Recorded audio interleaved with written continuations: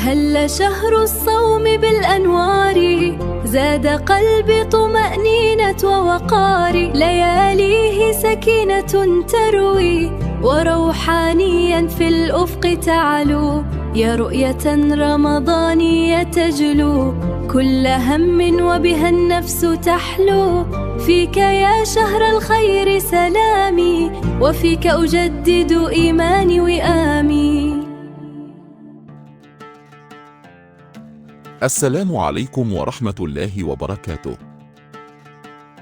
أهلا وسهلا بكم مشاهدين الكرام في حلقة جديدة من سلسلة رؤية رمضانية، حيث نحاول أن نقرأ واقعنا بعيون الفكر ونصغي لأسئلتنا العميقة بعيدا عن السطح والمألوف. موضوع حلقتنا اليوم: لماذا يتحول شهر الزهد إلى شهر إسراف؟ وكيف نفهم ثقافة الاستهلاك في رمضان؟ رمضان، ذلك الهلال الذي يطل علينا حاملا وعودا بالسكينة والانضباط والتأمل. هو الشهر الذي يفترض أن تتحرر فيه النفس من ثقل المادة، وأن يتعلم الإنسان كيف يقود رغباته بدل أن تقوده. ومع ذلك، وبنظرة سريعة إلى واقعنا، نجد مفارقة لافتة: ازدحام في الأسواق، تضاعف في المصاريف، موائد عامرة بما يفوق الحاجة، وسباق خفي نحو المظاهر. أمام هذا المشهد، كيف يمكن لشهر الزهد أن يتحول إلى موسم استهلاك؟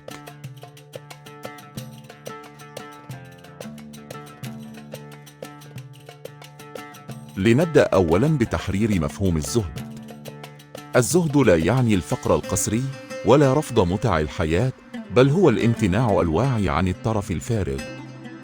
هو ضبط الرغبة لا قتلها، وتنظيم الحاجة لا إنكارها. الفيلسوف الفرنسي مونتيني يرى أن الفضيلة الحقيقية تكمن في السيطرة على النفس، لا في الامتناع التام. الإنسان يسقط حين يخلط بين الحاجة والشهوة، بين ما يكفيه وما يبالغ فيه. رمضان في جوهره هو تدريب سنوي على هذا التمييز. هو إعادة ضبط للذات واستعادة للتوازن النفسي والأخلاقي، لكن ما الذي يحدث فعلاً؟ السبب الأول يكمن في الضغط الاجتماعي والثقافي. مجتمعاتنا ربطت الاحتفال بالوفرة، والكرم بالإفراط، والفرح بالمبالغة. تحولت موائد الإفطار أحياناً من رمز للتكافل إلى مساحة استعراض غير مباشر للقدرة المالية. لم يعد السؤال هل يكفينا هذا، بل أصبح كيف سيبدو هذا أمام الآخرين؟ وزادت منصات التواصل الاجتماعي هذا المنح حدة، فأصبحت بعض الفئات تعرض موائدها بالصور والمقاطع، تتباهى بما طاب ولذ، من غير استحضار لحال الفقراء والمحتاجين الذين قد يشاهدون ما عجزوا عن إحضاره أو توفيره. فيتحول الإفطار من لحظة شكر وتواضع إلى مشهد مقارنة صامتة، تزيد الفجوة شعوراً وإحساساً، وتفقد المعنى الروحي عمقه ورقته.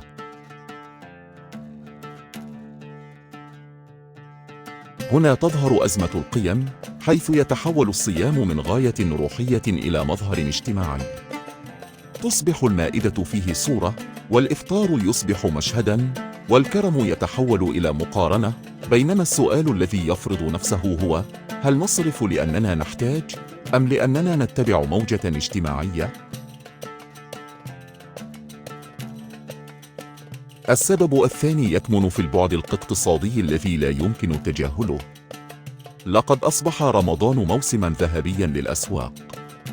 الحملات التسويقية تصنع لنا ضرورات لم تكن موجودة.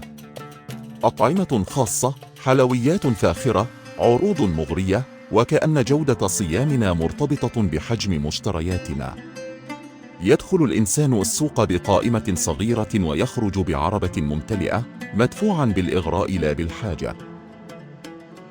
وكلما ازداد الطلب على المعروض ارتفعت الأثمان، فيشكو الناس من الغلاء وتضخم المعيشة.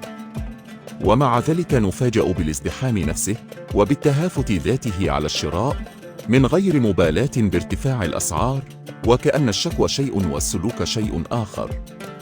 ننتقد الغلاء بألسنتنا ولكننا نغذيه بتصرفاتنا، فنساهم من حيث لا نشعر في دوامة اقتصادية تزيد الضغط علينا ثم نتألم من نتائجها.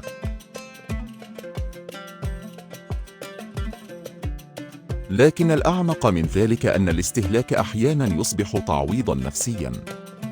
قد يبحث الإنسان عن المعنى في الشراء وعن الشعور بالإنجاز في الامتلاك. حين يغيب التأمل الداخلي، يحل المظهر مكان الجوهر. يصبح الامتلاء على المائدة تعويضاً عن فراغ داخلي لم يملأ بالسكينة. الإسراف إذن ليس مجرد خطأ اقتصادي، بل هو انعكاس لحالة وعي. حين يضعف الحضور الذهني وتغيب المراجعة الذاتية، تتضخم الرغبات. وحين يتراجع العقل أمام الانفعال، تتحول العادة إلى قدر. لكن هل الصورة سوداوية تماماً؟ بالطبع لا. رمضان في حقيقته فرصة عظيمة للتصحيح. الصوم ليس فقط امتناعاً عن الطعام، بل تمرين على الحرية الداخلية، الحرية من ضغط السوق، ومن نظرات الآخرين، ومن هيمنة الشهوة. الفضيلة تكمن في الوسط، في الاعتدال، في التوازن بين المادة والروح. إن الاعتدال في الشراء ليس بخلاً، بل وعي. والاقتصاد في الطعام ليس حرماناً، بل احترام للنعمة. وتحويل فائض المصروف إلى مساعدة محتاج ليس تضحية، بل استثمار أخلاقي. فرمضان يختبرنا كل يوم: هل نستهلك بلا تفكير؟ أم نختار بوعي ما يخدم صحتنا وروحنا ومجتمعنا؟ الفارق بين شهر الزهد وشهر الإسراف ليس في الأسواق، بل في داخلنا.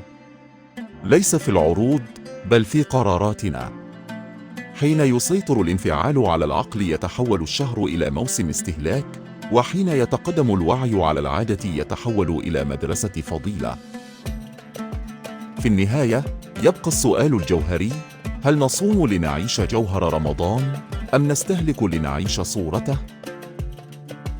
الإجابة عن هذا السؤال هي التي تحدد إن كان رمضان سيبقى تجربة وعي حقيقية، أم مجرد طقس موسمي يتكرر كل عام. إذا أعجبتكم هذه الحلقة من سلسلة رؤيا رمضانية، لا تنسوا دعمنا بالإعجاب بالفيديو وكتابة آرائكم في التعليقات. كيف تعيشون أنتم علاقتكم بالاستهلاك في رمضان؟ رجاءً شاركوا الحلقة مع أصدقائكم لتعم الفائدة، واشتركوا في القناة ليصلكم كل جديد. دمتم بوعي، ورمضان مبارك عليكم.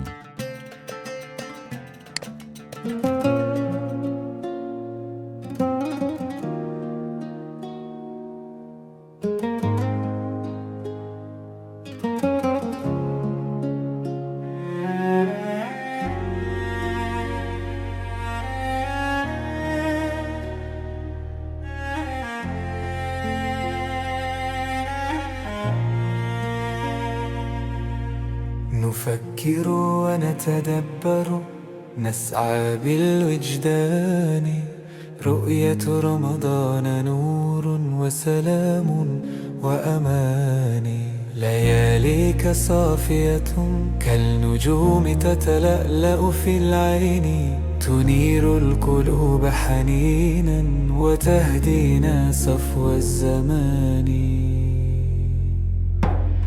لياليك يا رمضان، يا رمضان، ترفعنا فوق الأحزان. في ضيائك يسكن قلبي ويهدأ فكري وجناني.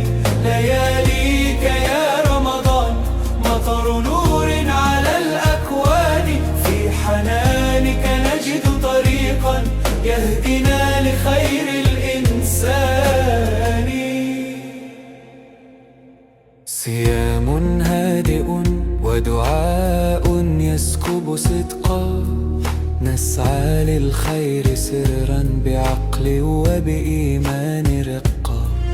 رمضان فرصة قلب والعقل فيه يبتسم، نزداد حكمة أيام ونرتقي روحا وجنان.